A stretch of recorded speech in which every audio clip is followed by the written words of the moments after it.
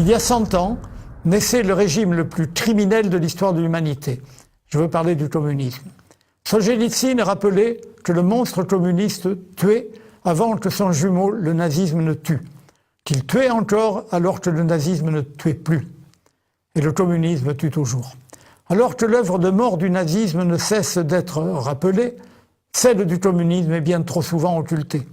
C'est pour affronter ce mémoricide que nous avons réalisé ce film.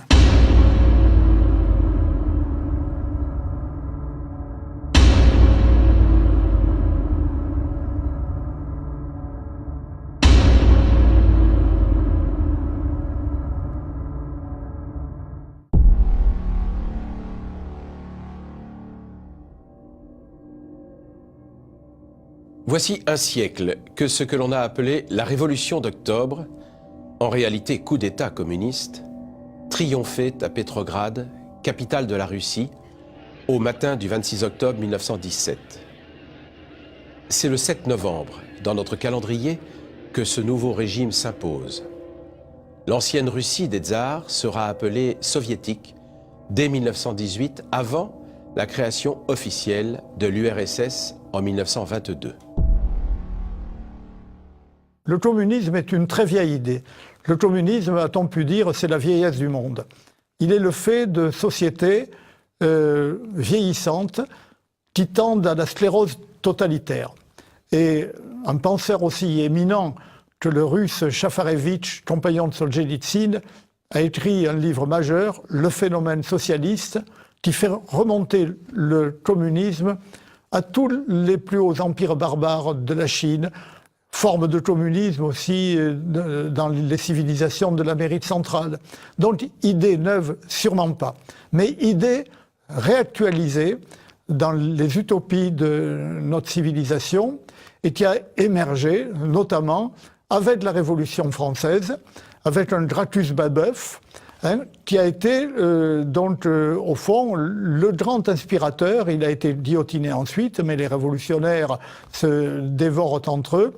Il a été le grand inspirateur du communisme moderne. Le communisme évolue au cours du XIXe siècle, du XXe siècle.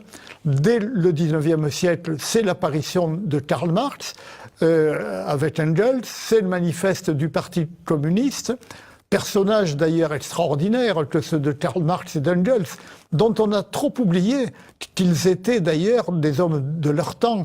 Ils sont des darwiniens sur le plan social, ils sont des racistes, des antisémites. J'ai publié dans mon livre « Communisme » des extraits de Marx. Donc, idée neuve, sûrement pas. Idée vieille réactualisée, ayant pris un tour monstrueux au XXe siècle, oui. Au fil des siècles, quelles que soient ses phraséologies, le communisme s'est toujours ramené, comme l'écrit le grand penseur russe Igor Shafarevitch, à propager un programme en 4 points. L'abolition de la propriété privée, l'abolition de la famille, la recherche d'un bien-être exclusivement matériel, la diminution puis la suppression du travail. C'était là le noyau commun à toutes les utopies que brassaient les révolutionnaires d'octobre, anarchistes, socialistes ou communistes, avec en commun une volonté idéologique fondamentale, tout le pouvoir aux soviets. Là résida la première et constante grande tromperie léniniste, puisque jusqu'à la chute de l'URSS, les soviets, les conseils, ne seront jamais que des structures totalement suscitées et tenues par le Parti communiste. C'est un coup d'État militaire, appuyé notamment sur les marins de la flotte de Kronstadt. C'est un coup d'État appuyé sur les éléments militarisés des soviets de Pétrograd. C'est donc un coup d'État dans une perspective, bien sûr, révolutionnaire. Le coup d'État révolutionnaire avait été réalisé après 2 jours d'émeutes et de combats contre les dernières troupes du régime du socialiste Kerensky par une petite minorité de militants bolcheviques sous les ordres de Trotsky, manipulant les soviets d'ouvriers de Pétrograd. L'élément décisif de la victoire avait été le renfort des marins mutinés de Kronstadt, la grande base de la marine russe sur la Baltique, et notamment de ceux du croiseur Aurora, tirant sur le palais d'hiver. Ces marins anarchistes crurent avoir fait une révolution où désormais tout, à tout niveau, se déciderait démocratiquement dans les soviets. Mais pour Lénine et Trotsky, tout le pouvoir aux soviets voulait en fait dire tout le pouvoir au parti. Dès lors, de 1917 à mars 1921, les relations se dégradèrent entre les soviets de Kronstadt et le pouvoir communiste.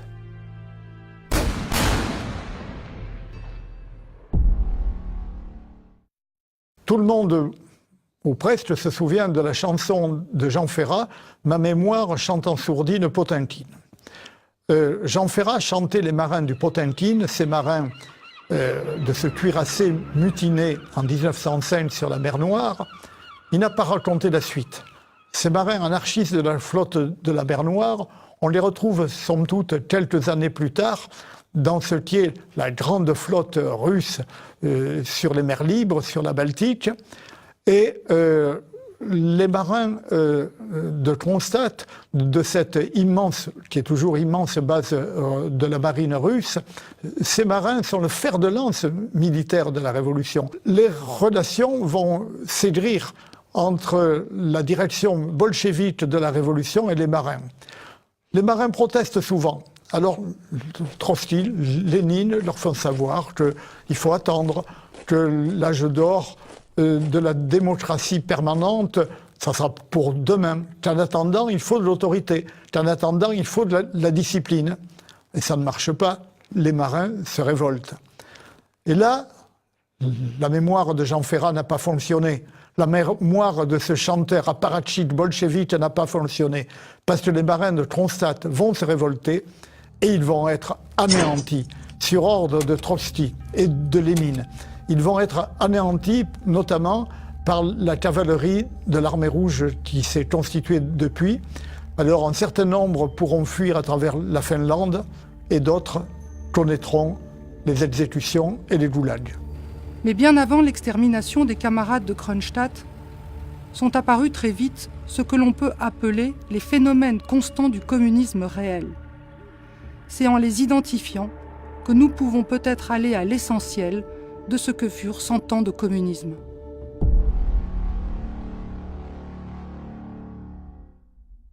La première constatation, c'est que, comme à Pétrograd en 1917, les communistes n'ont jamais pris ou essayé de prendre le pouvoir autrement que par la force, et qu'ils ne l'ont jamais gardé que par la force. C'est par la guerre qu'ils ont pris le pouvoir en Ukraine, en Pologne, dans les pays d'Europe de l'Est et centrale, et aussi en Chine, au Vietnam, en Corée du Nord, à Cuba, et dans bien d'autres pays d'Asie, d'Afrique ou d'Amérique du Sud. Dans bien des cas, ce n'est que par l'utilisation massive des tanks du pacte de Varsovie que le communisme s'est maintenu au pouvoir. Lénine est donc à la fois le théoricien de la Révolution et le praticien. C'est un homme très façonné par ses origines, russe, juive, asiate. Son frère a été exécuté, on exécuté sous le tsar beaucoup moins que sous les bolcheviks, mais donc c'est un révolutionnaire professionnel. C'est lui qui va réactualiser, somme toute, la théorie jacobine du révolutionnaire professionnel. Il va donc émettre une théorie de la révolution et en même temps une pratique qui sera notamment exprimée par un de ses compagnons qui le quittera, qui sera plutôt un menchevique comme bolchevique. Il s'appelle Plekhanov. Révolution égale propagande que multiplie agitation, que multiplie organisation. Lénine, admirateur de la Révolution française, qu'il appelait la Grande Révolution, répétait à l'envi: il ne peut y avoir de dictature du prolétariat sans terreur. Et Trotsky s'écrie: il faudra dresser une guillotine sur la place publique. Lénine disait encore: il ne faut pas reculer devant les moyens barbares pour combattre la barbarie. Alors certains ont voulu comparer l'importance de cette révolution russe à celle qu'avait revêtue en son temps notre révolution française de 1789-1799.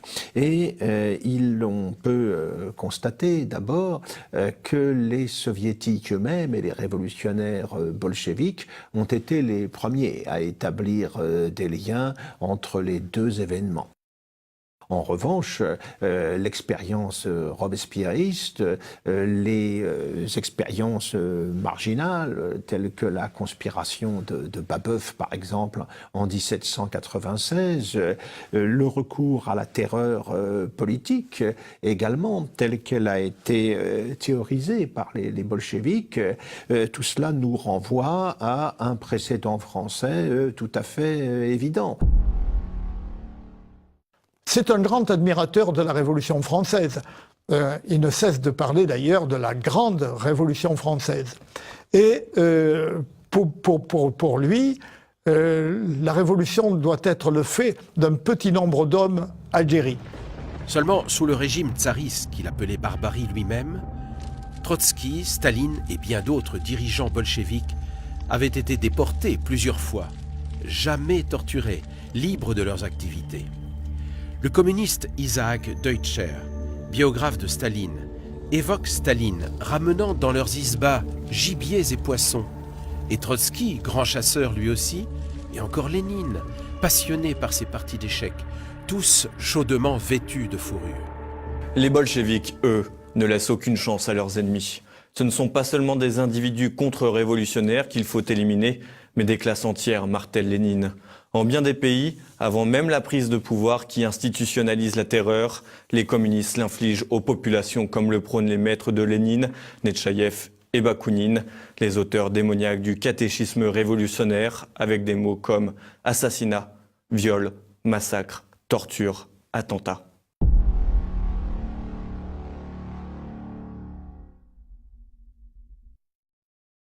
La Tchéka, c'est à la révolution bolchevique ce que le comité de salut public est à la révolution française. Tchéka, cela signifie en russe comité, commission de lutte contre les activités contre-révolutionnaires. Et Lénine dira, martèlera sans cesse, tout bon communiste est un bon tchéquiste. En un mot, tout militant communiste est un flic. Ça, c'est très important de comprendre cela. Tout militant communiste est un flic, est un dénonciateur. La Tchéka a commencé à fonctionner dès le lendemain de la Révolution d'octobre sous la direction de l'homme idoine, dont Lénine a immédiatement perçu la vocation pour cette fonction infernale. C'est Félix Dzerzhinsky, un noble polonais passé au bolchevisme, au visage émacié, au regard inquiétant. Quand Lénine envoya l'aspirant Krylenko, bolchevique fanatique, avec un détachement de marins arrêter le généralissime Doukhonine, Krylenko s'évanouit devant l'atrocité du supplice que les soudards lui faisaient subir. Mais Dzerzhinsky, qui était là, impassible et admiratif, n'eut que mépris pour ses faiblesses et apprécia la brutalité sadique de ses marins. Il va recruter aussitôt, parmi eux, ses premiers tortionnaires. Dzerzhinsky dit « faire souffrir le plus possible, le plus longtemps possible ». Faire souffrir le plus possible, le plus longtemps possible. Et Dzerzhinsky, qui a commencé donc à Petrograd, va évidemment continuer à Moscou, où les bolcheviks ont pris le pouvoir. Lénine lui a fait un immeuble considérable, celui d'une compagnie d'assurance, de la place de la Loubianka.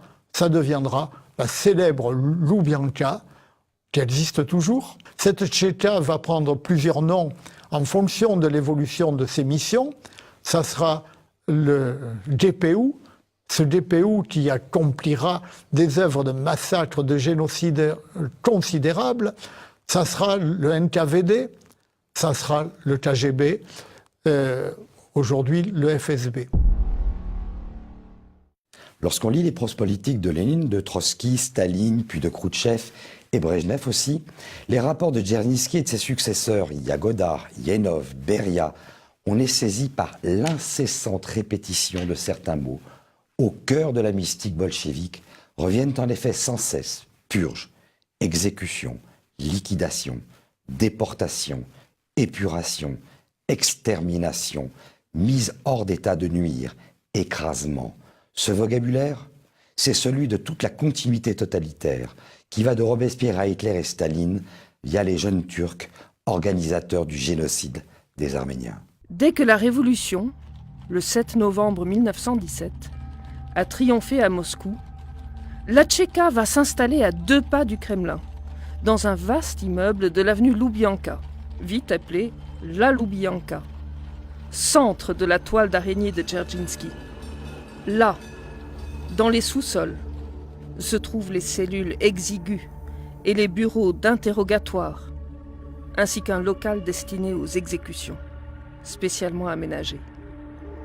Là, selon les archives russes, un temps accessible, durant plus de 30 ans, 5 millions d'ennemis du parti et surtout d'épurés du parti recevront la balle dans la nuque, mettant fin à leur souffrance. Le champ d'activité exterminatrice de la Tchéka s'étendra sans cesse. Elle aura liquidé bien sûr par milliers les contre-révolutionnaires, spectre large allant des mencheviks et socialistes révolutionnaires de Kerensky, acteurs en février-mars 1917 de la première phase de la révolution, aux aristocrates de la vieille Russie n'ayant pas encore fui. Elle frappera les coupables de gauchisme, ce que Lénine appelle la maladie infantile du communisme, ainsi les anarchistes comme les marins de Kronstadt. Mais la guerre fait rage entre les armées blanches anticommunistes qui se sont constituées sous la direction du général Dénikine, dont une colonne fonce libérer le tsar et sa famille. Elle arrive trop tard, après leur assassinat par la Tchéka, le 17 juillet 1918 à Ekaterinbourg.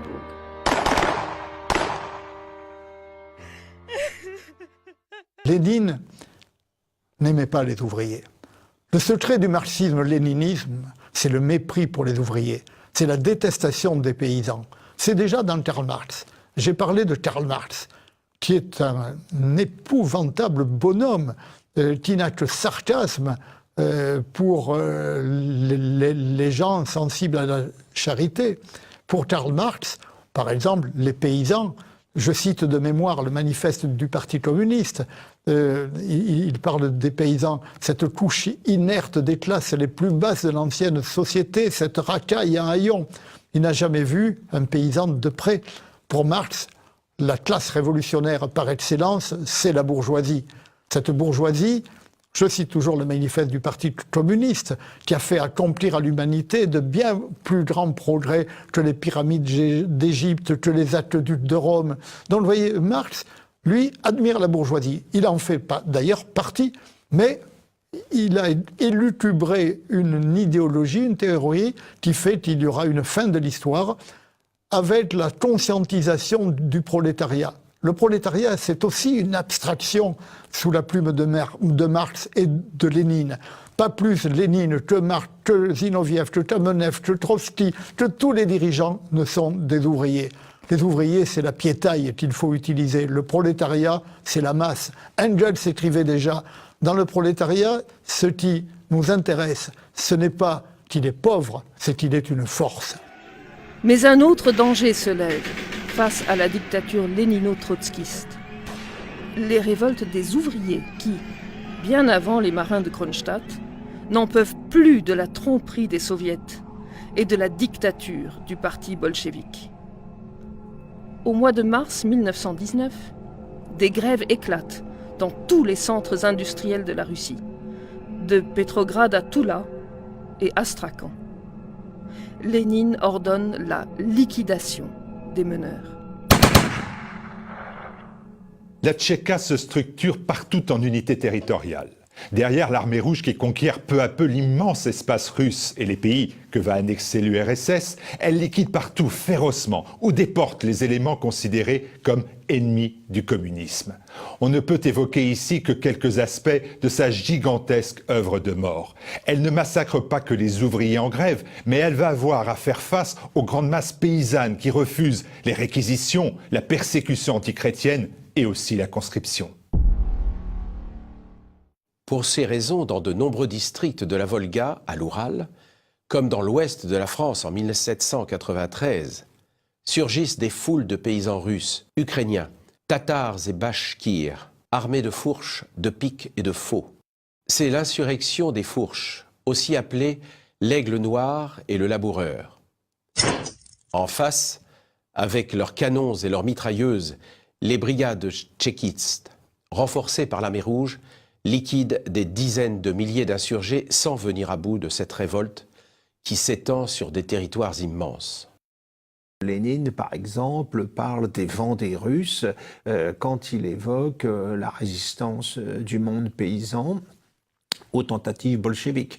Et on sait ce qu'ont représenté les sanglantes moissons, pour reprendre le titre d'un ouvrage universitaire anglais, qui ont correspondu à la répression organisée contre les insurrections paysannes qui se sont multipliées à partir de 1918. Donc une référence très claire à la Révolution française. Plus d'1 million de paysans sont massacrés dans cette répression qui se prolonge avec la décosaquisation des territoires cosaques du Don. Le 24 janvier 1919, le comité central du parti a en effet décidé à Moscou une terreur massive contre les riches cosaques qui devront être exterminés et physiquement liquidés jusqu'au dernier. Entre 3 et 500 000 personnes des régions cosaques seront ainsi assassinées. Les Tchékas territoriales auront leur spécialité en atrocités. Fin 1918, à Poltava, on empale les détenus. À Ekaterinbourg, on les crucifie. À Voronezh, on les met dans des tonneaux garnis de clous qu'on lance ensuite du haut d'une colline. À Kharkov, on leur écorche les mains. Et à Kiev, enfin, le grand idéologue tchéquiste Martin Lazy a recruté des Chinois, démons spécialisés dans l'utilisation tortionnaire des rats. Ainsi va se modeler dans les premières années du communisme soviétique l'exemple de ce que seront systématiquement partout les Tchékas, dont le chef est en fait le vrai numéro 2 du régime. La première Tchéka hors URSS sera constituée en Espagne, dite républicaine pendant la guerre civile. C'est Genrikh Jagoda, en personne, chef du NKVD, qui, de la Loubianka, s'occupe de la stratégie soviétique en Espagne. La Tchéka centrale hispano-soviétique de Madrid organise des dizaines de Tchékas dans toutes les villes de la zone rouge. Elle dirige aussi les brigades internationales créées sur décision de Staline et que dirige le français André Marty, qui va y gagner son titre de boucher d'Albacete. Très idéaliste à cette époque, George Orwell et Simone Weil ont écrit leur effroi et leur révolte après leur découverte là-bas de l'abomination totalitaire et terroriste du communisme. La Tchéka, quelles que soient ses attributions et ses sigles successifs, fut toujours les tentacules de la pieuvre soviétique sur les pays satellites et les partis frères. Quant au régime communiste séparé de Moscou, la Chine maoïste et autres pays, leurs Tchékas ne se sont guère différenciés de la maison mère de la Loubianka, sinon par des formes de torture dans lesquelles les victimes ont été amenées à être des bourreaux les unes des autres, comme dans le lavage de cerveau chinois ou dans le laboratoire de déshumanisation de la prison de Pitești en Roumanie. À Pitești, il y a eu une espèce d'expérimentation, de rééducation, soi-disant, de cadres de l'Ancien Régime dans une prison particulière où, brièvement, ils étaient obligés de se torturer les uns les autres à la suite d'une torture préalable qui pratiquement n'arrêtait pas.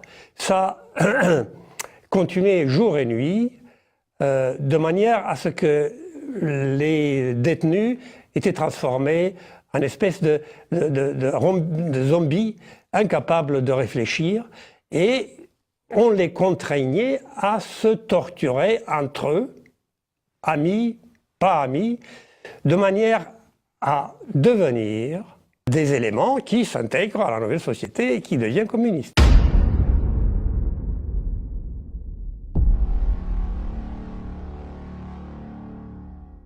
dans tous les pays où le communisme s'est installé, 1, le parti, 2, la Tchéka, 3, le goulag. La Tchéka, elle est faite pour emprisonner, elle est faite pour massacrer. Elle fonctionne d'abord, je l'ai évoqué, à la Loubianka, où, selon les archives russes aujourd'hui, 5 millions de personnes ont été exécutées d'une balle dans la nuque après les aveux, après les tortures, après ce que Arthur Koestler a décrit dans ses romans admirables, Le Zéro et l'Infini. Comme la Tchéka ne peut pas tuer parce qu'il y aurait manque de main-d'œuvre, comme je l'ai dit tout à l'heure, eh bien on va envoyer au goulag. Dès 1918, elle créa ses premiers camps de concentration et de travail forcé. Leur nombre ne cessant d'augmenter, la Tchéka établit en avril 1930 une direction autonome de gestion. Ce fut le goulag. Goulag est l'acronyme russe de direction principale des camps de travail forcés. En 1930, les camps se comptent déjà par centaines, avec des centaines de milliers de détenus, les ZEK, de la mer Blanche au Kamtchatka. Comme autant de centaines d'îles coupées du reste du monde soviétique, ces camps forment une sorte d'archipel, l'archipel du Goulag, décrit par l'immense écrivain Alexandre Solzhenitsyn. Ces camps furent tous et toujours des lieux de souffrance, de misère humaine, de brutalité, de sévices. Mais il y en eut de bien pires que les autres, véritables camps de la mort. Le taux de mortalité est exactement le même que celui des pires camps de concentration nazis, encore une fois créés sur le modèle des camps soviétiques. Et d'ailleurs, Staline, nonobstant la guerre d'Espagne, en discrète connivence cynique avec Hitler dès 1937, accepta que certains spécialistes de la Tchéka et du Goulag puissent collaborer à la formation de la Gestapo et du système concentrationnaire nazi. Aujourd'hui, tout le monde connaît les noms des principaux camps d'extermination de l'enfer nazi en Allemagne et en Pologne, dont on entretient les infrastructures pour que puissent s'y dérouler, et on le comprend, les visites et les cérémonies de recueillement. Mais combien connaissent-ils les noms des camps du Goulag, ceux de la Kolyma, où périrent 97% des détenus, de Magadan, celui des camps d'extermination de Vorkuta. La mémoire de leurs victimes est occultée et plus grand-chose ne reste de leur baraquement que la neige et la boue engloutissent. Il y a d'autres camps moins exterminateurs qui doivent produire, mais en permanence, donc il faut remplacer les vides, et c'est environ, c'est la statistique globale, 1 million de personnes par an qui doivent être envoyées au goulag pour combler les vides. Et quelle mémoire entretient-on des centaines de milliers de morts, des forçats des chantiers, du totalement inutile canal de la mer Blanche ou du chemin de fer Baïkal-Amour? Pourquoi ce fantastique négationnisme massif, cette amnésie internationale, ce mémoricide? On oublie que Staline, dans sa démence liquidatrice, signait en 1935 des ordres au NKVD de quotas de détenus à fusiller annuellement. Dans tous les pays communistes, les Tchékas organisèrent systématiquement les équivalents du goulag. Dans tout ce qui deviendra l'URSS en 1922, et cela sera ensuite partout. La Chine aura son goulag, le Laogai, le Vietnam aura son goulag, à Cuba il y aura du goulag aussi. Tous les pays communistes créeront leur organisation centrale des camps de travail. L'existence des camps de concentration a continué à exister jusque dans les années 60, a fait des milliers de morts, et que la torture a persisté dans les prisons roumaines jusqu'à la fin du régime, pratiquement. C'est-à-dire en 1989, quand Ceausescu a été détrôné, pour ainsi dire. Nul ne pourra sans doute chiffrer exactement la somme des dizaines de millions de victimes que la haine de Karl Marx, exprimée dans le manifeste du Parti communiste, aura faite dans les paysanneries de tous les continents. Comme Marx et Engels, Lénine, Trotsky, Staline, et sans exception aucune, tous les autres Big Brothers du communisme n'auront de cesse de détruire la paysannerie, de la déraciner, de la déposséder. On fixera à la Tchéka la mission d'éliminer les koulaks, les paysans qualifiés de riches, n'eussent-ils que 2 buffles ou 3 arpents de misère. Et cette classe, les communistes partout, en feront une race à anéantir. Partout, la collectivisation socialiste entraînera les catastrophes des famines. En 1917, la paysannerie cultivait à son profit plus de 3/4 des terres qui appartenaient aux communes. La Révolution leur en laissa 8%, puis leur retira tout. Conséquence, en 1921-1922, des révoltes éclatent et la Tchéka se met à l'œuvre. Terreur, massacres, déportations, première grande famine frappant 30 millions d'habitants de l'Ukraine à l'Oural et à la Sibérie occidentale. 1932-1933, Staline décide d'écraser toute la paysannerie de l'URSS pour la collectivisation définitive des campagnes et d'en finir en même temps avec l'Ukraine attachée à sa culture nationale. C'est un délire général de cruauté tchéquiste. On condamne à mort ou à des années de goulag, à Novoselitsa ou à Kharkov, pour possession de quelques livres de blé glanés pour nourrir des enfants affamés. À Kharkov, en un seul mois, pour des faits semblables, des magistrats bolcheviks prononcent 1500 condamnations à mort. En 1933, 150 cadavres par jour sont ramassés dans les rues de Poltava. Au total, on compte 5 millions de morts dans l'Holodomor, la tuerie par la faim.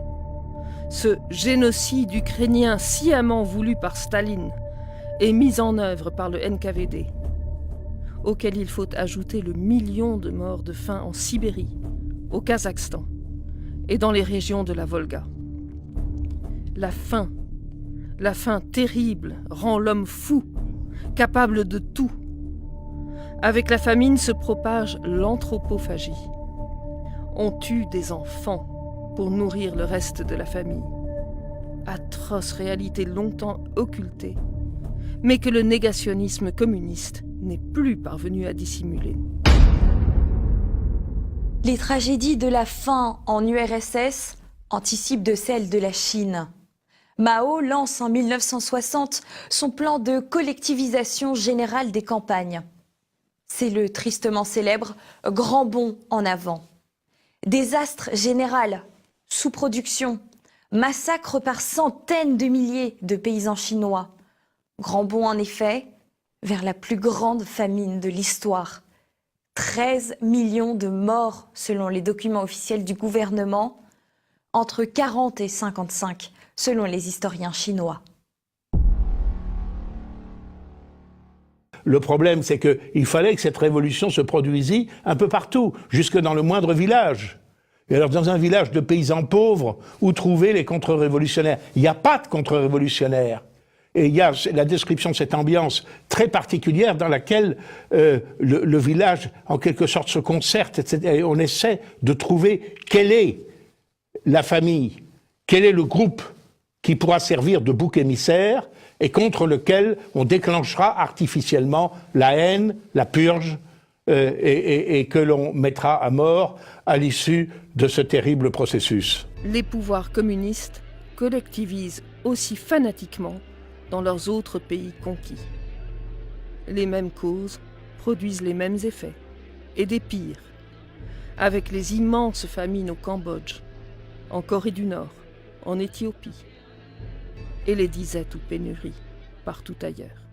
Et il faut voir également que, en plus non seulement donc de cet effondrement démographique qui est lié au massacre des bolcheviks, puis ensuite à la mauvaise conduite de la guerre par Staline, qui a mal préparé son pays à la guerre, qui lui a fait commettre des erreurs énormes. À côté de ça, s'est ajouté l'apparition de toutes les lois qui se sont répercutées après en Europe occidentale, notamment l'avortement. Le premier pays industriel qui adopte la loi sur l'avortement, c'est en 1920, c'est l'URSS. la haine des religions est chevillée au marxisme-léninisme. Elle est d'abord dans Marx. Marx lui-même est fils d'un pasteur protestant, il est d'origine juive, quoique étant profondément, abjectement antisémite. Les propos de Marx sont d'une haine anti-juive considérable. Lénine va récupérer cette haine matérialiste des religions. Elle va s'exercer dans tous les pays communistes systématiquement. La stratégie communiste utilisera 2 tactiques contre le christianisme. L'éradication massive, la manipulation d'églises dites nationales, contrôlées par les appareils tchéquistes. Et le professeur Estarpi, qui vantait à longueur de colonne le paradis albanais où l'on avait assassiné tous les imams, tous les prêtres, tous les pasteurs, toutes les religieuses, mais lui avait villa de la nomenclatura à sa disposition. Et qu'il se repente des compagnons de route chrétiens du journal La Croix, de la vie ex-catholique, des témoignages chrétiens, de réformes et de l'organisation Pax. À Dachau et Auschwitz moururent des milliers de prêtres catholiques, allemands, polonais, français et autres. Parmi eux, le bienheureux Maximilien Scholl. Les évêques les auraient-ils oubliés, cela? Mais les régimes bolcheviques, plus longtemps et plus systématiquement, ont martyrisé, assassiné par dizaines de milliers les prêtres, les religieuses, les religieux, les pasteurs. Dès 1918, en Russie, puis en URSS, les bolcheviks visent à la plus grande éradication possible des églises chrétiennes. Selon les instituts liés à l'église orthodoxe russe, le bilan de ces victimes s'établit ainsi, entre 1917 et 1980, 200 000 membres du clergé ont été tués, dont 105 000 prêtres fusillés.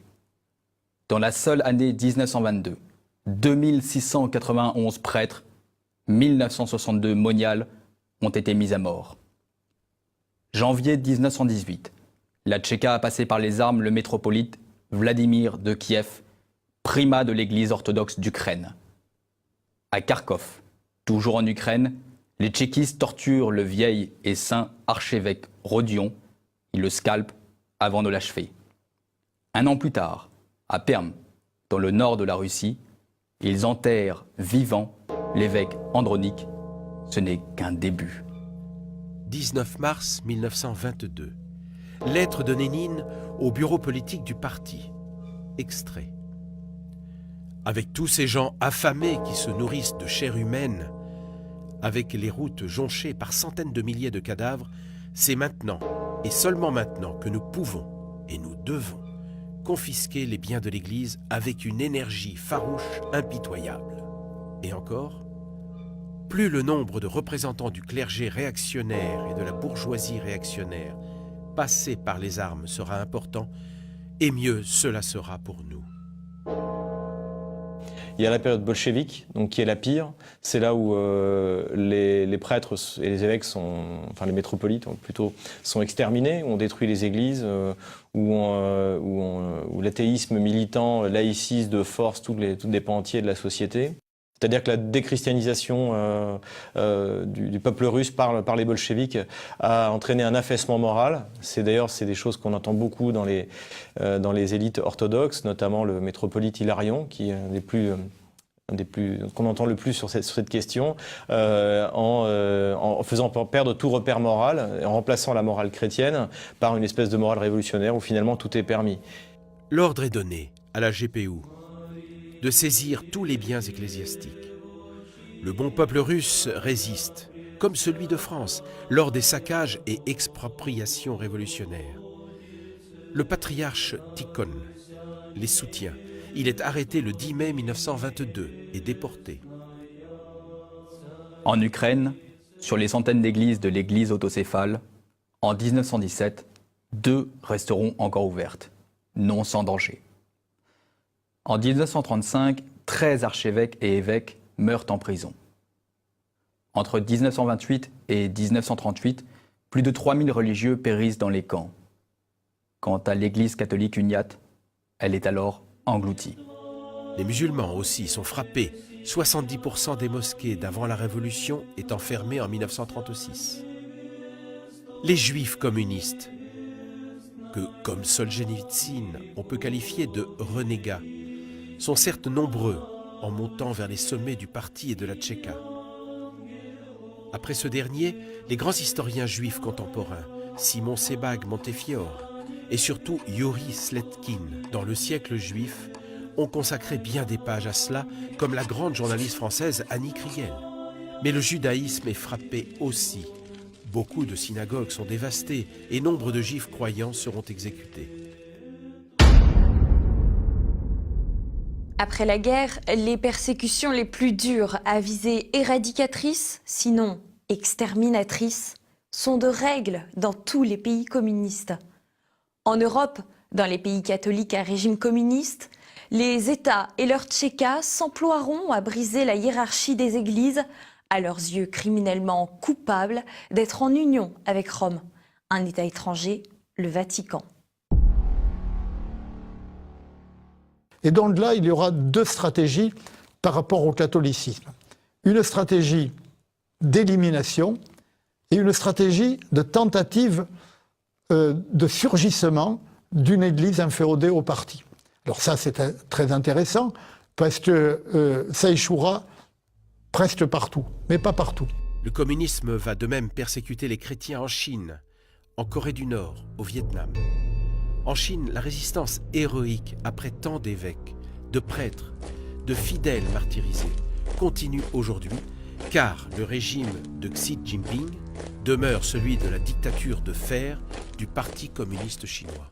Cette haine s'est manifestée par la haine anti-religieuse, par exemple contre la religion chrétienne, en particulier l'orthodoxie en Russie. Le catholicisme polonais, grâce à sa cohésion, a pu miraculeusement y résister, mais ça s'est manifesté également contre les doctrines traditionnelles en Extrême-Orient et que l'on englobe sous le terme générique de confucianisme, mais qui ne sont rien d'autre que le droit naturel.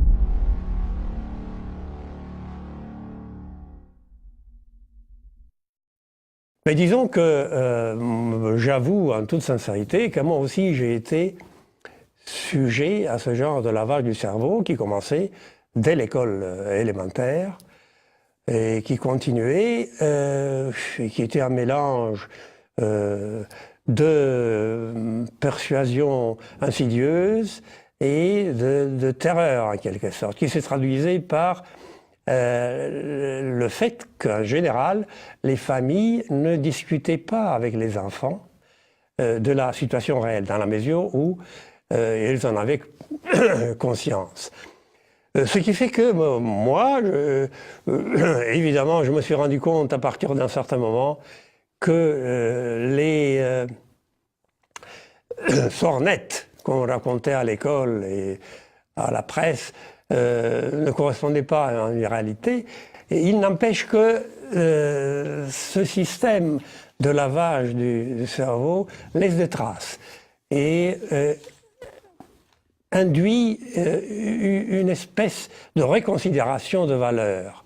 Ce qui fait que je reconnais, en toute sincérité, qu'à une époque, je me suis dit que le communisme était une voie, la seule voie, susceptible d'améliorer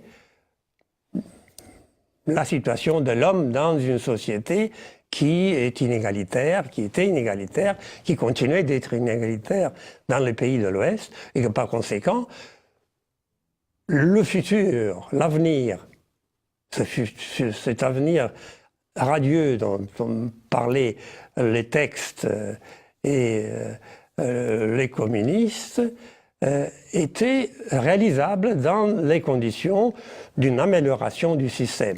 Il est certain que je ne connaissais pas l'ampleur de la déshumanisation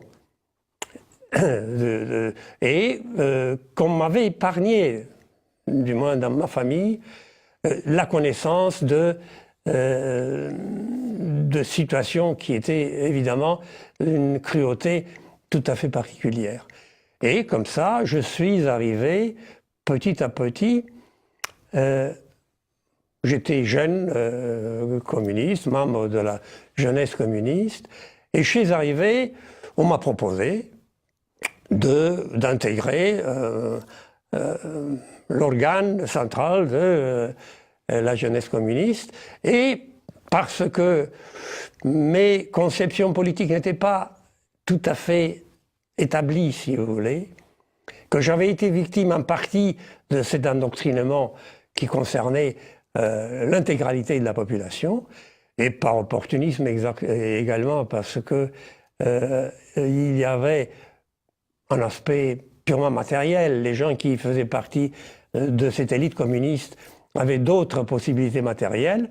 J'ai accepté d'intégrer cet organe dirigeant de la jeunesse communiste. Ultérieurement, assez vite du reste, pour être bref, je me suis rendu compte que je ne pouvais pas continuer à mentir continuellement.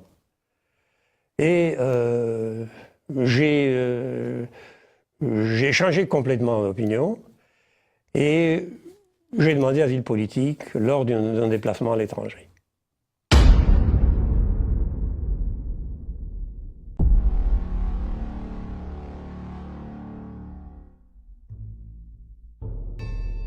Congrès de Tours, 30 décembre 1920. Scission au Parti socialiste. La majorité vote les 21 conditions de Moscou d'adhésion à la Troisième Internationale. Le Parti communiste français est né. À Odessa, première trahison. Ces militants vont susciter la mutinerie dans la flotte française soutenant les forces russes du général Dénikine et de l'amiral Koltchak qui résistent à l'avancée de l'armée rouge. Ce parti communiste approuvera tout de la politique de terreur léniniste dans ce qui va devenir l'URSS, et ce, pendant des dizaines d'années. Ces intellectuels louangeront sans restriction Lénine et Staline, leur extermination et leur génocide. Ils appelleront à les étendre partout. Dès 1931, l'indécent Aragon, dégoulinant de flagornerie, écrit « J'appelle la terreur du fond de mes poumons. Je chante le guépéou qui se forme en France à l'heure qu'il est. Je chante le guépéou nécessaire à la France. Je demande un guépéou pour préparer la fin du monde. Descendez les flics, camarades. Descendez les flics. Feu sur Léon Blum. Feu sur les ours savants de la social-démocratie. » C'est ce qu'il titre « Prélude au temps des cerises ». Louis Aragon a écrit des monstruosités.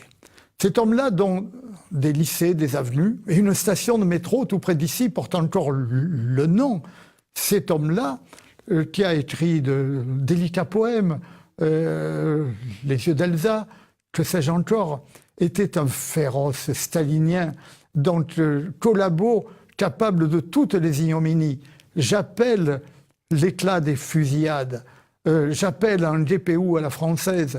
On peut trouver comme ça dans Aragon un goût du sang. Il est scandaleux que cet homme-là ne soit pas tenu pour ce qu'il est. On ne peut pas lui accorder des noms de places, d'avenues, de lycées et de métros. Un des plus grands mensonges encore assénés porte sur ce que furent l'attitude et le rôle du Parti communiste français pendant la Seconde Guerre mondiale. Pour faire oublier son soutien inconditionnel au pacte d'alliance Hitler-Staline d'août 1939, certains, dans un sommet de contre-vérité négationniste, persistent à asséner la fable qu'il fut le premier parti de la résistance, le parti des 75 000 fusillés. En ce mois d'août 1939, le Parti communiste connaît la plus grave crise de son histoire. Il est confronté, en moins d'un mois, à une cascade de stupéfiantes nouvelles. C'est un grand drame pour le Parti communiste français que ce qui va éclater, donc en 1940, l'accord Staline-Ribbentrop, à savoir le pacte d'alliance germano-soviétique. Les communistes français, et en général les communistes dans le monde, ne se doutent pas que depuis des mois, il y a une connivence entre Hitler et Staline. Elle est niée aujourd'hui, elle est oubliée aujourd'hui. Voilà pourquoi on ne parle plus que d'Hitler, jamais de Staline. Ce désarroi laisse place à de la stupéfaction angoissée lorsque le 23 tombe de Berlin la nouvelle du départ du ministre des Affaires étrangères du Reich, Ribbentrop, pour aller signer à Moscou, avec son alter ego soviétique, Molotov, un pacte de non-agression avec l'URSS. C'est le pacte germano-soviétique. Cet accord qui va désarçonner beaucoup de communistes français, et pas seulement des Français, mais ils vont pour la plupart avaler, ils vont accepter cet accord. D'abord, il va porter sur la Pologne, que les deux puissances totalitaires vont se partager.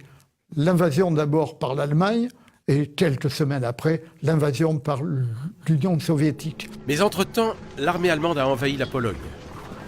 Par un télégramme de Molotov, Staline félicite Hitler des brillants succès de son armée. La réciprocité des félicitations viendra vite, puisque le 17 septembre, l'armée rouge va occuper l'autre moitié du territoire polonais. Le pacte de non-agression des deux brigands totalitaires était en réalité un pacte d'invasion partagée. Le Parti communiste français va perdre des troupes. Il va y en avoir qui vont rejoindre Jacques Doriot.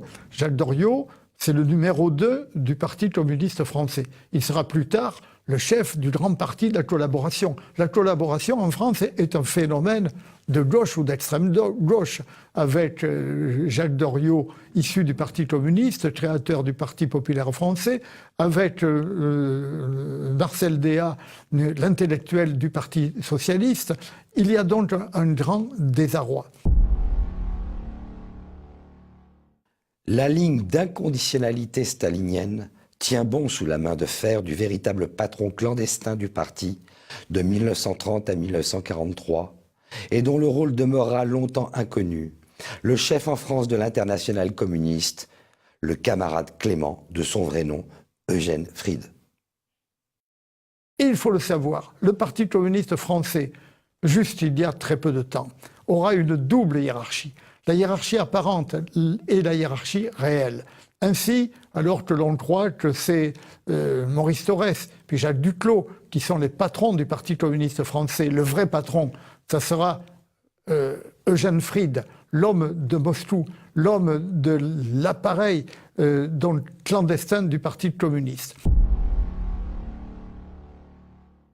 Il prépare aussi la désertion du secrétaire général Maurice Thorez, le numéro 1 dans la hiérarchie officielle du parti. Thorez va exprimer alors, dans l'Humanité, sans doute clandestinement imprimée en Allemagne, les positions en faveur du défaitisme révolutionnaire exigé par Staline. Il dénonce le massacre causé par les capitalistes anglais dans la guerre d'intérêt qu'ils font aux capitalistes allemands. C'est de Suisse qu'il lance sur ondes courtes des discours de démoralisation adressés aux soldats français. Et puis, comme Lénine en 1917, c'est via l'Allemagne, cette fois alliée des soviétiques, qu'il rejoindra Moscou. Après la période de la drôle de guerre, l'armée allemande victorieuse de notre armée, avec son Blitzkrieg, va alors pénétrer le 14 juin 1940 dans Paris, déclarée ville ouverte, où certains s'attendaient à ce que Thorez, qui est alors à Moscou, s'installe rapidement à l'Élysée.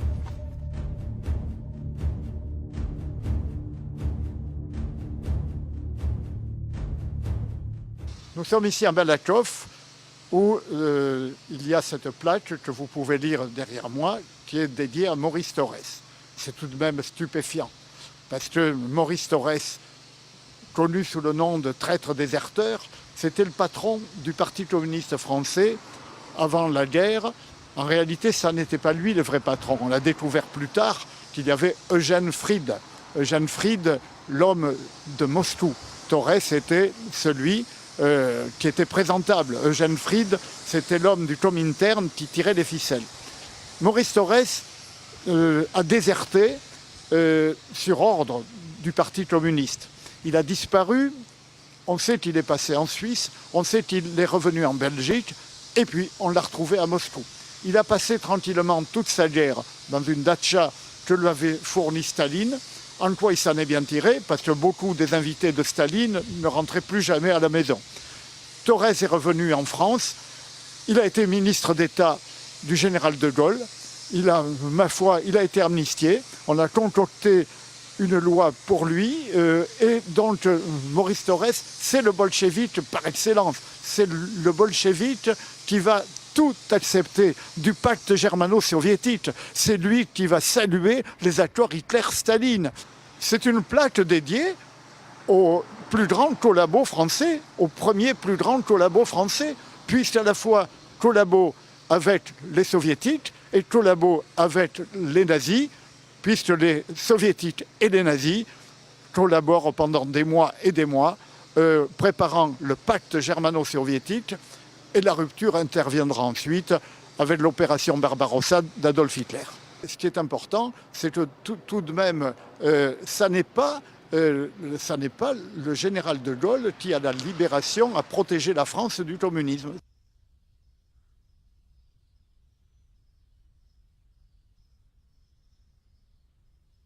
Un complexe sportif Lénine à Malakoff. C'est une monstruosité.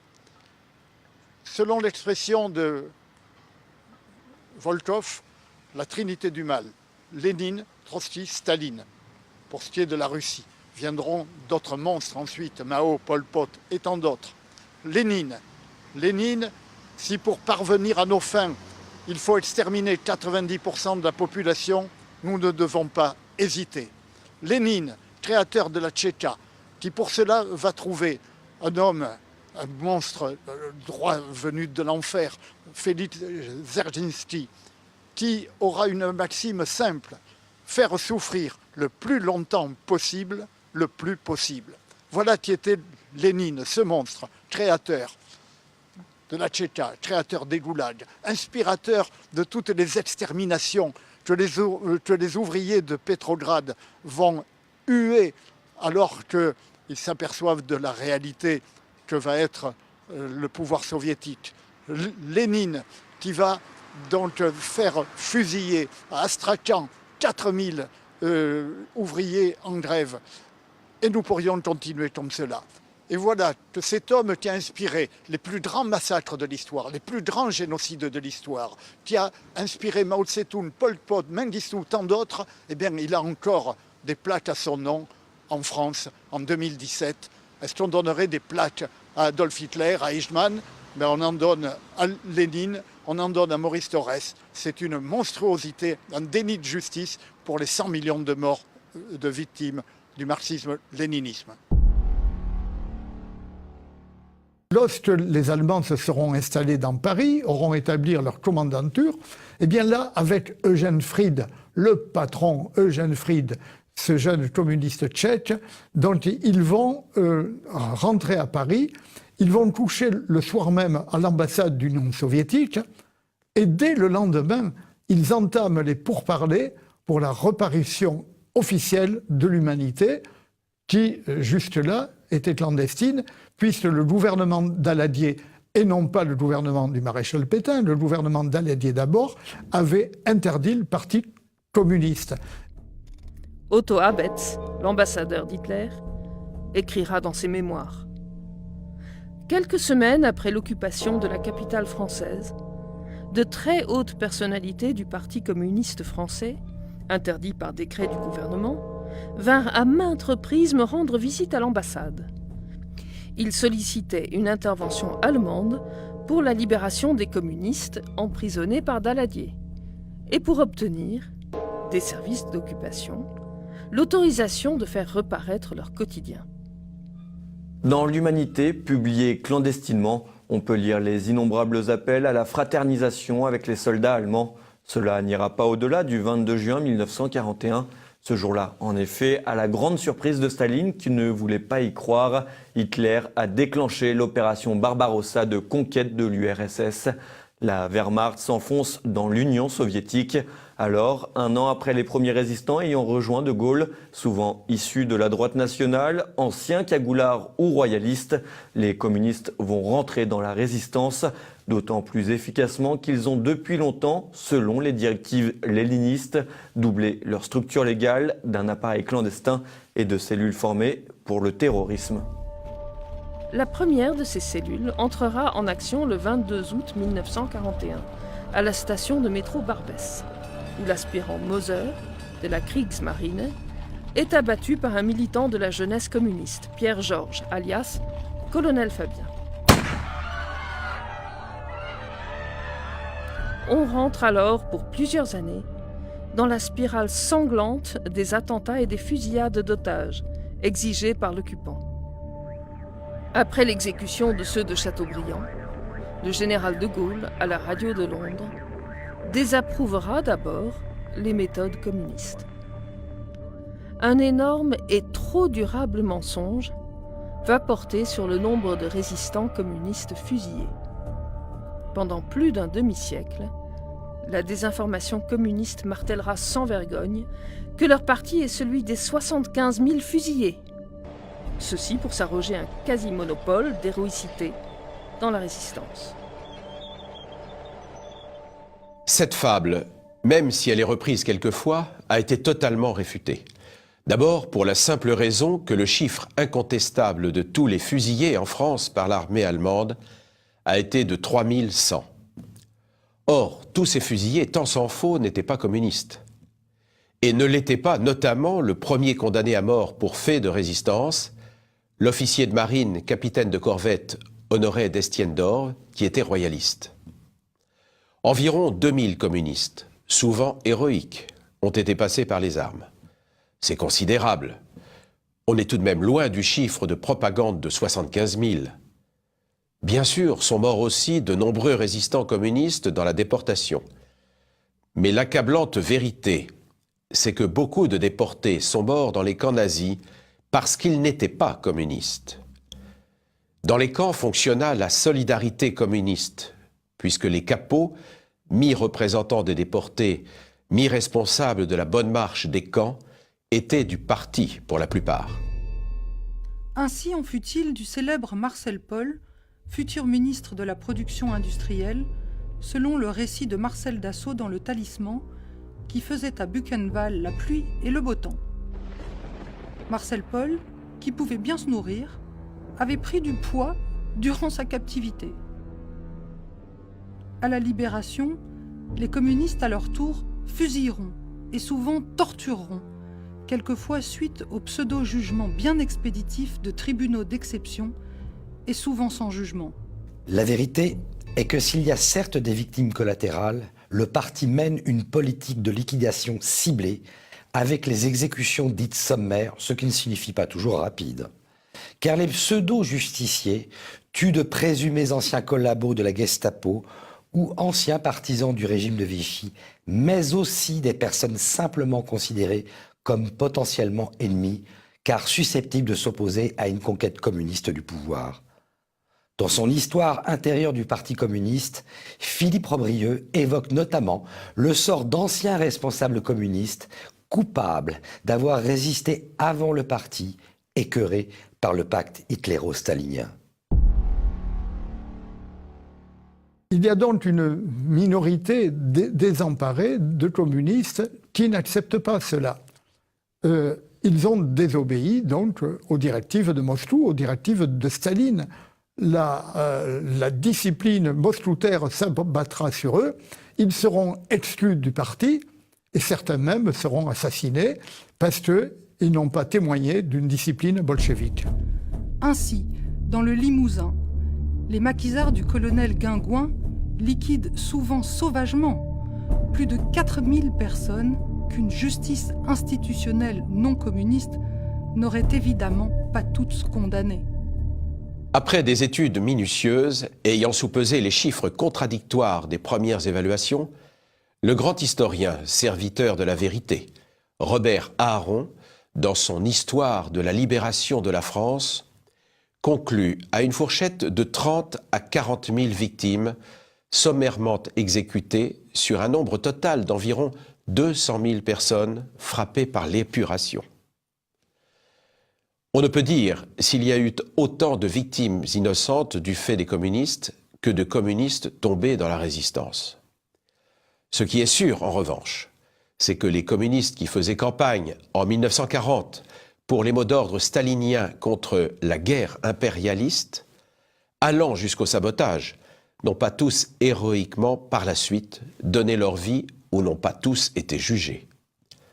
Ainsi, du premier d'entre eux, le secrétaire général du parti, Maurice Thorez. Ce dernier, après 5 confortables années de guerre en compagnie de Jeannette Vermersch, dans sa datcha moscovite, put enfin rentrer, amnistié par De Gaulle. Leurs intérêts, selon l'expression de Roland Gaucher, coïncidant momentanément. La stratégie communiste à la libération fait l'objet de nombreux débats. D'abord, ils vont rentrer au gouvernement avec le général de Gaulle. Le général de Gaulle va être à la tête de 2 gouvernements et il va y avoir plusieurs ministres communistes au gouvernement. Et puis, ça va être la rupture. Je passe sur les détails. De Gaulle va se retirer, va aller créer son Rassemblement du peuple français, rentrera dans l'opposition, et ce sont les socialistes qui viennent au pouvoir, avec le gouvernement Ramadier. Et là, les communistes sont donc d'abord dans le gouvernement Ramadier, et puis ils vont avoir de telles exigences que Ramadier ne va pas les accepter. Les communistes sont stupéfaits. Comment ce socialiste-là va oser leur tenir tête? À Moscou, Staline, qui pour rassurer les Américains pendant la guerre avait dissous le Comintern, ordonne la reconstitution de ce dernier. Ce sera chose faite dès l'automne avec la création du Cominform. Le Cominform lance le Parti communiste français dans une opposition violente, si ce n'est dans une stratégie révolutionnaire de renversement du pouvoir, dans une formidable vague de grèves quasi-insurrectionnelles. Les émeutes et les violences contre les non-grévistes se multiplient, non sans la complicité flagrante d'unités de police et de CRS aux mains du parti. Les militants de la CGT sabotent des dizaines de voies ferrées. Dans la nuit du 2 au 3 décembre, l'express Paris-Lille déraille. 16 morts et 30 blessés. Pour le gouvernement, c'est l'attentat de trop. Le parti et la CGT voient alors se mettre en travers de leur route le remarquable ministre de l'Intérieur que le gouvernement Schuman a investi quelques jours auparavant. C'est le socialiste Jules Mock. D'origine juive, fils d'officier, polytechnicien et ingénieur du civil, Jules Mock s'est illustré dans la résistance. Puis il a rejoint les forces navales de la France libre et participé au débarquement en Provence en août 1944. Son fils, résistant, a été tué par les Allemands. Les autres tentatives de grève prévues échouent, d'autant que la minorité socialiste non communiste au sein de la CGT, avec le leader socialiste historique Léon Jouot, les freine de partout. Elle va bientôt s'en séparer pour constituer la CGT-FO. Leur ligne de résistance s'ordonnera autour du slogan « Le communisme n'est pas à gauche, mais à l'Est ».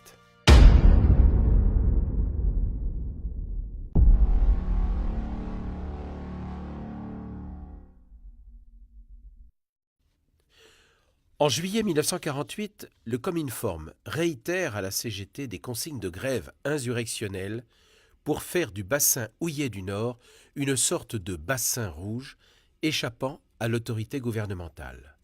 Et là, on voit que Jules Mock n'hésite pas, puisque face à des grèves qui sont de caractère insurrectionnel dans le bassin houillé du Nord, comme à Toulouse, à la gare Matabio, il y a donc dans beaucoup de grands centres industriels français des mouvements qui s'apparentent, en tout cas, à une pré-insurrection, et même qui prennent des caractères insurrectionnels. Et là, Jules Mock ne va pas hésiter. Il est habile, c'est un stratège. Il sait que les communistes ont besoin de camions pour aller faire des mouvements de piquet de grève d'un puits de mine à l'autre, et il va, avant le déclenchement de cela, faire saisir les camions qui sont amenés dans des dépôts sous prétexte de réparation ou de révision. Ce qui fait que les communistes n'auront pas le matériel de transport qu'il faut pour mener à bien leur tentative d'agitation, d'insurrection.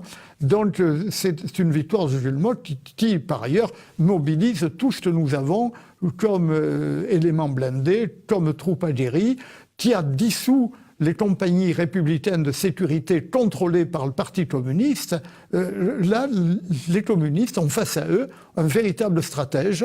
C'est un homme d'ailleurs qui vient de la marine, hein, c'est un socialiste, c'était un pacifique, mais c'est un homme qui s'y connaît dans le maniement des troupes. Dans son célèbre discours à l'Assemblée nationale du 16 novembre 1948, Mock parle d'une action menée suivant toutes les règles de la tactique de guérilla. Il dit encore « Toutes les dispositions ont été prises pour livrer à la justice le maximum de saboteurs et pour rechercher les instigateurs. Dans un grand nombre de cas, des mandats d'amener ont été lancés contre ces roitelets locaux de la CGT ou du Parti communiste qui ont trop longtemps fait régner la terreur dans les corons. Et lui, le Français juif, endeuillé par la perte de son fils tué par l'occupant nazi, pesant bien ces mots, martèle. Le bolchevisme moderne est la plus gigantesque entreprise de dépravation de l'homme qui ait jamais existé. Après les derniers échecs de ces grèves, l'organisation PC-CGT poursuit d'autant plus son travail de trahison de l'armée en Indochine. Quand ils avaient des ministres au gouvernement, et notamment Charles Tillon, le chef des FTP devenu ministre de l'Air puis de l'Armement, une filière de vol et d'envoi d'armes et de munitions pour le Viet Minh en Indochine avait été mise en place, entre les arsenaux et les dockers de la CGT. Des armes françaises pour tuer des soldats et des civils français. Dans le cadre de notre participation à la guerre de Corée, est annoncé à Paris, pour le 26 mai 1952, la venue du général américain Ridgway. Mais Jacques Duclos, le numéro 2 du Parti communiste, véritable numéro 1 à cette époque-là, puisque Jeanne Fried est mort, Jacques Duclos, qui est le patron de la commission des cadres du parti, c'est-à-dire le contrôle mosquetaire sur le parti, lui obéit à l'ordre léniniste, les dirigeants ne doivent pas s'exposer. Donc il quitte l'Humanité en fin d'après-midi et il va quitter sa voiture pour aller faire je ne sais quel achat sur un marché ouvert à cette heure-là. Et c'est là que Jules Mock va le faire tout simplement arrêter. Et on va fouiller les affaires de Jacques Duclos. Ce qui est important, c'est le cahier. C'est le cahier que l'on trouve dans la serviette de Duclos. Et là, Jules Mock fera analyser ce cahier. Et ça donnera, dans un document, la signification politique du cahier de Jacques Duclos. Il se trouve que je suis possesseur d'un des cahiers imprimés, photocopiés, je ne sais comment à l'époque, donc par le gouvernement, pour les membres du gouvernement, et un certain nombre de journalistes. On retrouve là, on vérifie là, toute l'ignominie bolchevique dans la ligne du catéchisme révolutionnaire de Netchaïev et de Bakounine. Duclos, d'ailleurs, était un grand admirateur de Bakounine, il a écrit là-dessus un livre, à savoir qu'il faut tout faire pour donc entraîner le peuple à la révolte. Il faut éliminer les patrons les meilleurs. Il faut éliminer tout ce qui ressemble à de l'humanitaire. Il faut éliminer tout ce qui peut améliorer le sort de la condition ouvrière, parce qu'il faut que la masse du prolétariat puisse être manipulée par le parti. Conformément à la directive d'aggraver par tous les moyens la misère du peuple pour l'inciter à la révolte, Duclos écrit par exemple « Problème dans la métallurgie. Ouvriers trop payés. » On lit encore « Nous travaillons pour la défaite certaine de cette armée au Vietnam, en Corée, en Tunisie. » C'est de l'armée française qu'il parle. Le gouvernement voudra poursuivre Duclos pour crime de démoralisation de l'armée et de la nation. Mais la commission parlementaire chargée d'émettre un avis préalable se prononça contre la levée de l'immunité. Mais c'est dans le monde de la culture et des lettres en particulier que pèse aussi la chape de plomb communiste. Ainsi, l'indécent Jean-Paul Sartre, qui n'a jamais résisté qu'en faisant applaudir ses pièces par les officiers allemands et en dînant à sa table habituelle chez Maxims avec Picasso, éructe-t-il que tout anticommuniste est un chien. Avec Aragon et les intellectuels communistes Laurent Casanova, André Wurser, Roger Garaudy et toute la clique de l'humanité et des lettres françaises, son comité national des écrivains s'emploie à épurer et à défendre la grandeur de Staline. Ils vont tous se mobiliser pour le dénoncer avec des flots d'injures quand en octobre 1947 paraît en France le livre de l'Ukrainien Viktor Kravchenko, « J'ai choisi la liberté ». C'est un témoignage accablant et irréfutable sur l'URSS de Staline, de la Tchéka, de la Loubianka et du Goulag. Kravchenko, particulièrement diffamé dans les lettres françaises, intente alors un procès qui se déroulera sur 26 audiences de janvier à mars 1949 à Paris, avec l'appui d'un grand avocat résistant, Georges Issard. Kravchenko remportera le procès, mais avec de dérisoires condamnations pour l'hebdomadaire bolchevique. On n'en finit pas avec les grandes trahisons du parti et de ses complices. Évoquons rapidement les 70 camps soviétiques en France même, comme le fort lyonnais de Chapoly ou le camp de Beauregard à la Selle-Saint-Cloud, véritable enclave étrangère gérée par le NKVD, acceptée par l'état-major des Frances françaises de l'intérieur, puis par les deux gouvernements de Gaulle. Une mission militaire soviétique de rapatriement y parque des milliers de soviétiques enrôlés de force dans la Wehrmacht. En dépit de ses promesses, c'est en Sibérie que Staline les déportera. Alors que le communisme est glorifié par les intelligentsias, alors qu'il existe une omerta totale sur les crimes de cette idéologie, le chanteur-compositeur Jean-Pax Meffray est le seul artiste à dénoncer ce totalitarisme. Il le fait à travers des chansons comme Ni rouge ni mort sur le pacte de Varsovie et Véronica qui évoque le mur de la honte à Berlin. Je voudrais revenir sur une chanson qui à l'époque avait provoqué un grand scandale parce que c'était la première fois qu'un chanteur, qui n'était même pas chanteur puisqu'il était journaliste, chantait une chanson où il dénonçait le mur de Berlin.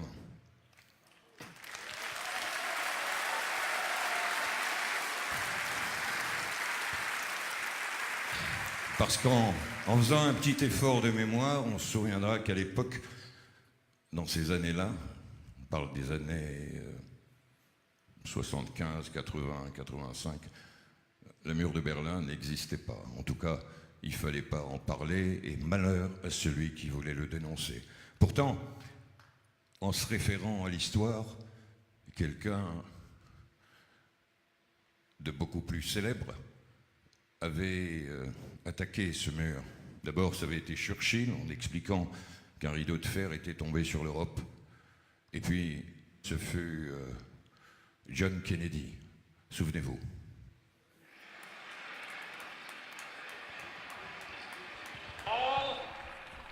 All free men, wherever they may live, are citizens of Berlin.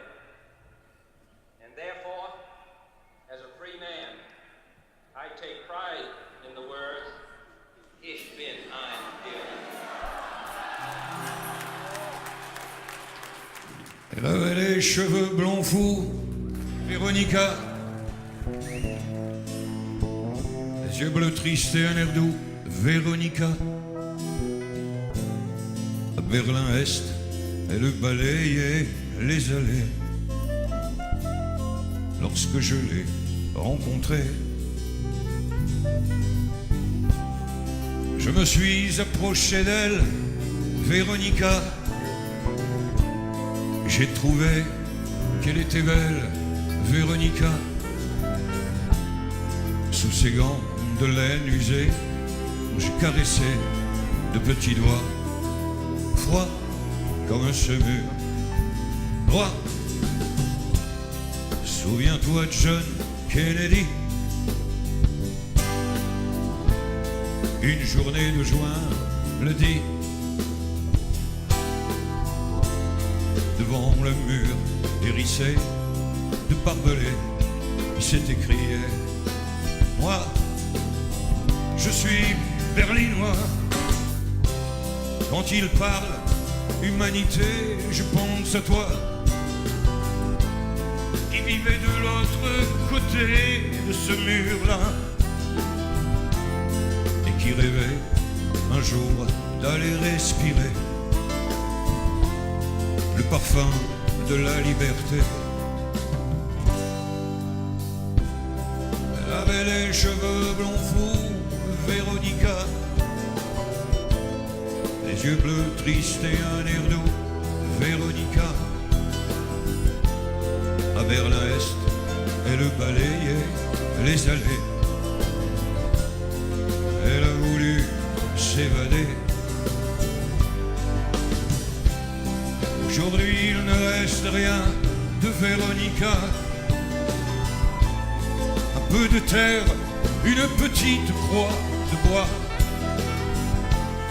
La rose rouge et l'œillet sont fanés près de ce mur droit, ce mur froid.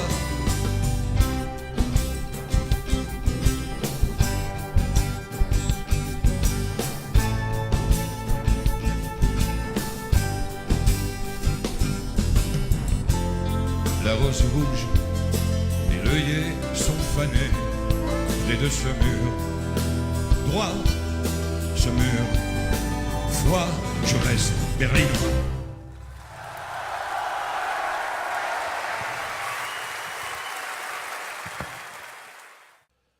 Enfin, la trahison la plus infâme pour nous Français est celle de Georges Boudarel.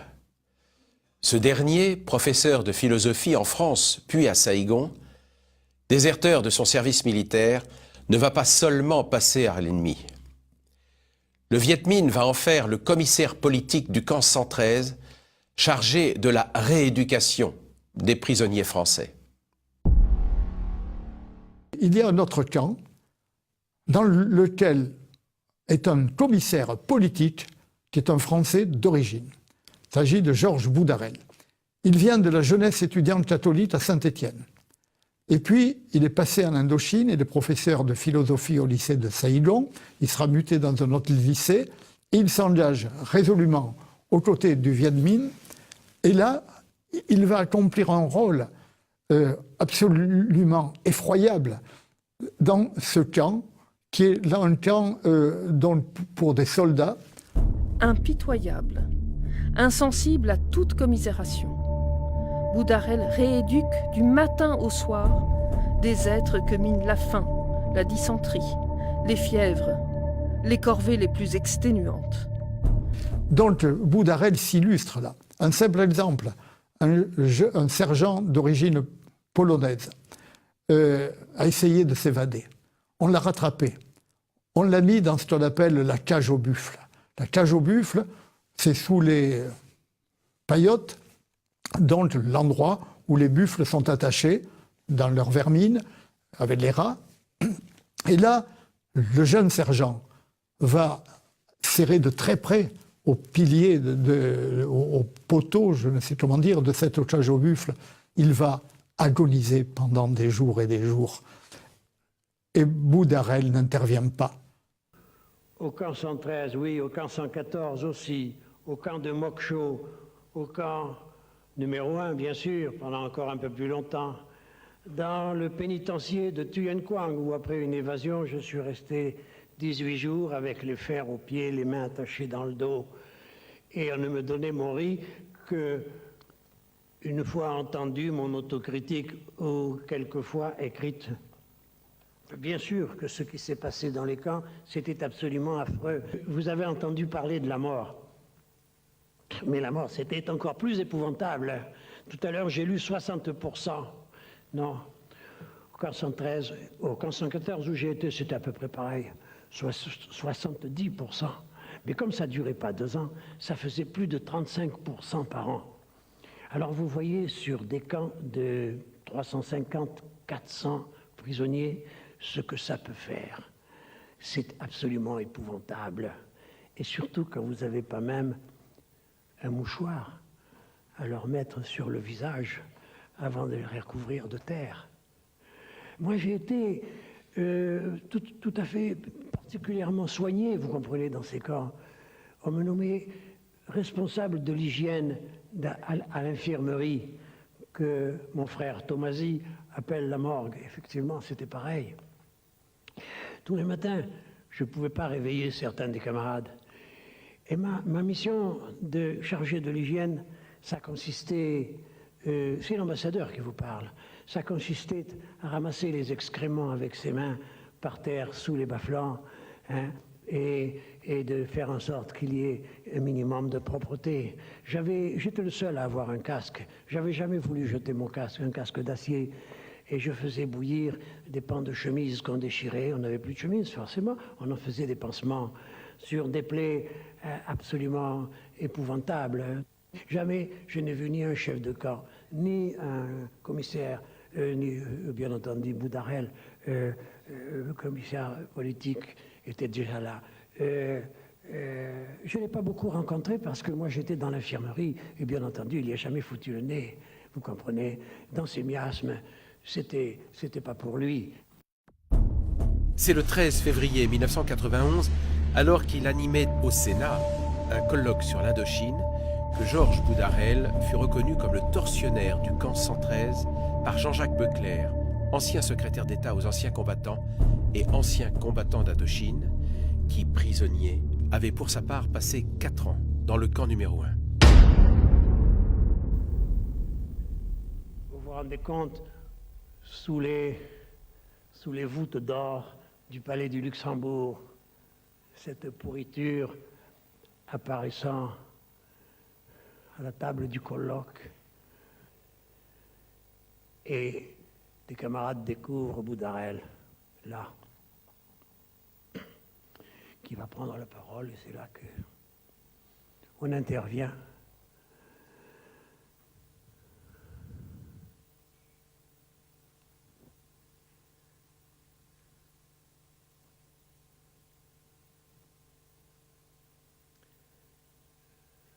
C'est très éprouvant de vous dire tout ça.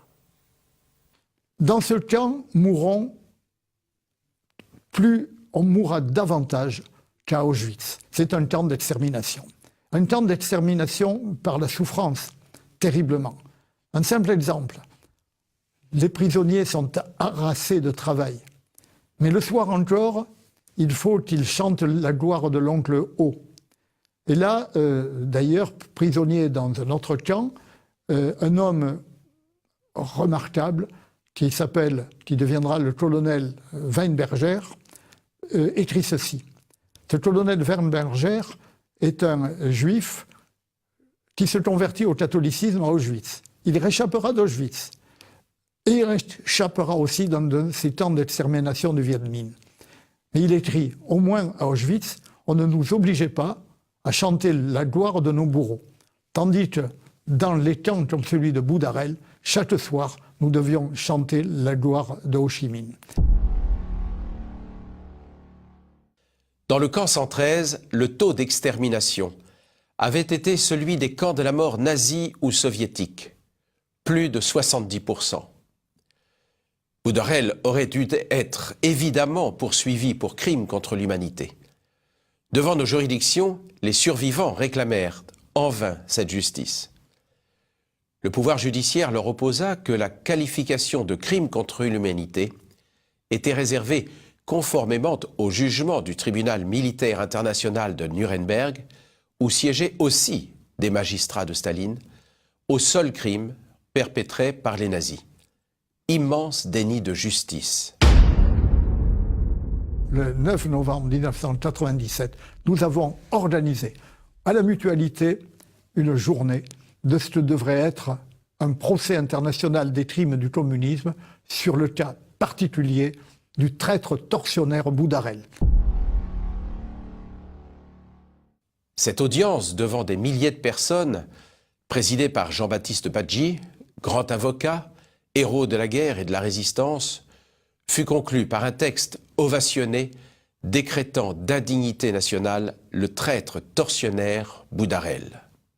Déclarons coupable de crimes contre l'humanité les gouvernements communistes d'Indochine, tout comme tous les gouvernements communistes chinois, cubains et autres, et souhaitons le jugement futur de leurs dirigeants. Considérant le cas particulier du camp d'extermination indochinois portant le nom du camp 113, où un Français, traître à son pays, Georges Boudarel, collaborait à l'anéantissement moral et physique des prisonniers. Constatons que jamais Boudarel n'a formulé le moindre regret public pour les actes qu'il a commis en qualité de commissaire politique, tortionnaire et complice de l'extermination de soldats français. Le décrétons d'indignité nationale et internationale.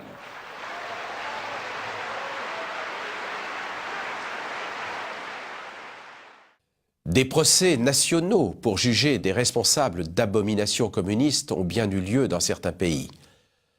Mais le communisme opprime et tue toujours en Chine, en Corée du Nord, au Tibet. Il persécute encore au Vietnam, au Laos, à Cuba, au Venezuela. Les porteurs de son idéologie imprègnent encore la politique, la culture et les médias, voire la religion. Plus que jamais, s'impose la nécessité pour l'histoire et l'honneur de l'humanité du procès international, le temps qu'il faudra, des crimes contre l'humanité du communisme.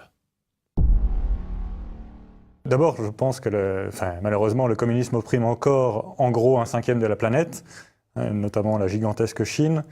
Mais même en France, même en Europe, où le mur est tombé en Europe de l'Est, mais en Europe de l'Ouest, l'esprit communiste continue à être très puissant.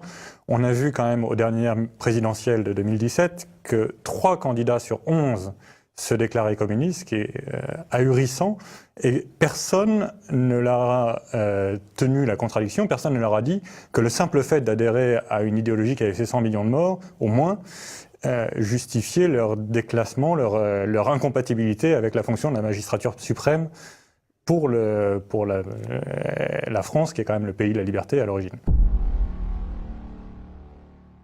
Ce que nous avons organisé avec Chrétienté Solidarité, avec d'autres encore, et il y avait là d'ailleurs des rescapés, des mouroirs du Vietnam, du RSS. C'était une journée très frémissante, mais c'était un appel pour qu'il y ait le jugement de l'histoire du communisme. Le nazisme a été jugé après la guerre, ça a été le tribunal de Nuremberg. Il y aurait beaucoup à dire sur le tribunal de Nuremberg. D'excellentes choses ont été observées, mais enfin, le tribunal de Nuremberg, c'est quand même un tribunal dans lequel une partie des juges sont les hommes de Staline, qui jugent les hommes d'Hitler, un peu comme si Jacques l'Éventreur jugeait de Landru. Je n'ai jamais voulu d'un tribunal au sens strict de Nuremberg, avec des pendaisons ensuite. Le but n'est pas cela. Le but, c'est de faire mémoire de ce communisme qui a fait 100 millions de morts, au minimum, selon l'admirable Stéphane Courtois, dans son livre noir du communisme, il y a déjà 20 ans. Et depuis, le communisme a fait encore des morts. Donc, il faut que le tribunal de l'histoire se penche sur ce jugement nécessaire du plus grand et durable système totalitaire de l'histoire. Or, comment se fait-il? C'est que, sans cesse, on évoque l'abomination de la monstruosité nazie. Et cela, nous le comprenons. Mais pourquoi les crimes du communisme n'occupent-ils pas mémoriellement 1/100 de la place des crimes du nazisme? C'est le grand point d'interrogation que j'invite ceux qui regardent notre documentaire à méditer.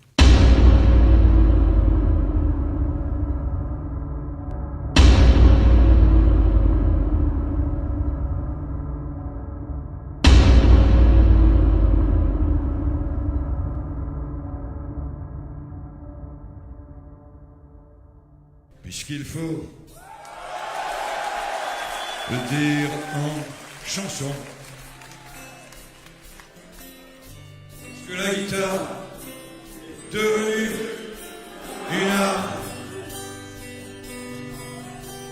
Toujours chanter l'espoir, chanter contre le grand soir.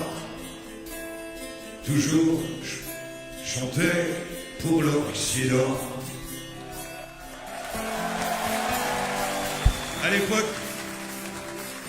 À l'époque, c'était pas bien vu de chanter pour l'insurrection de Budapest, contre le mur de Berlin, pour le printemps de Prague. Ah, moi, j'ai chanté l'espoir. J'ai chanté contre le grand soir. J'ai chanté pour l'Occident. L'un d'entre eux chantait Potemkin. Moi, j'ai chanté Solzhenitsyn. J'ai dénoncé les camps, le goulag, les camps du temps présent. Ignorer par les nouveaux bien-pensants. Il fallait choisir entre deux camps. Il fallait s'engager en chantant. Alors moi, j'ai choisi l'espoir. J'ai chanté contre l'intolérance, contre le totalitarisme. Je suis resté un chanteur d'Occident. Chanter.